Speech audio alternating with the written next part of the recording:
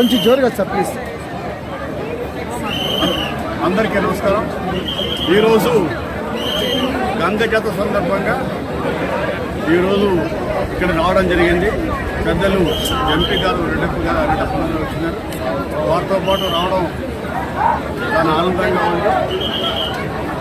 గతాన్ని ఒకసారి గుర్తు చేసుకుంటే 40 ఏళ్ల కిందట పొలమనేరుకు గవర్నమెంట్ డాక్టర్గా వచ్చినప్పుడు గవర్నమెంట్ డాక్టర్గా మొట్టమొదటిసారిగా గంగ జాతరలో పాల్గొన్నప్పుడు చాలా ఆనందం వేసింది. తర్వాత అమ్మగారి దయ వల్ల ప్రతి సంవత్సరము ఏటా చూస్తూ ఉంటే 40 ఏళ్లుగా క్రమం తప్పకుండా గంగ జాతరలో పాల్గొంటూ ఉన్నాను.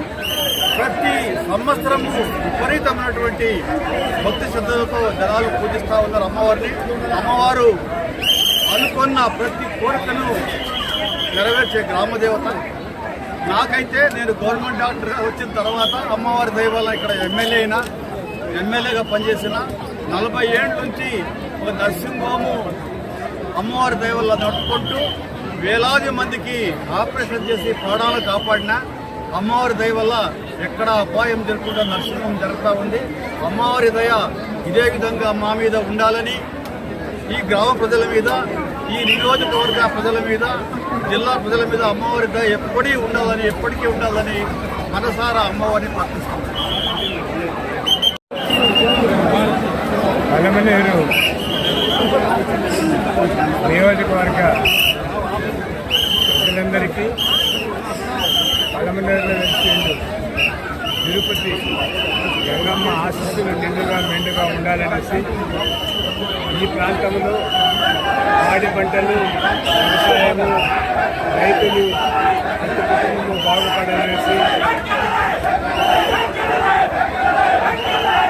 గంగమ్మ అందరినీ ఆశీర్వదించాలని కోరుకుంటూ, అదేవిధంగా రాష్ట్ర ముఖ్యమంత్రి గారు జగన్మోహన్ రెడ్డి గారు రెండవసారి ముఖ్యమంత్రి కాబోతున్నారు కాబట్టి ఇదివరలో ప్రవేశపెట్టిన సంక్షేమ పథకాలన్నీ, అభివృద్ధి పథకాలన్నీ కంటిన్యూ కావాలని, ఈ రాష్ట్రంలోని పేదవాళ్ళందరూ బాగుండాలనేసి దానికి అనుగుణంగానే ముఖ్యమంత్రి గారు చేపట్టబోయే చర్యలన్నీ కూడా ప్రజలకు అనుకూలంగా ఉంటాయనేసి గడిచిన 5 సంవత్సరాలు కూడా ఎంపీగా పనిచేయడానికి కూడా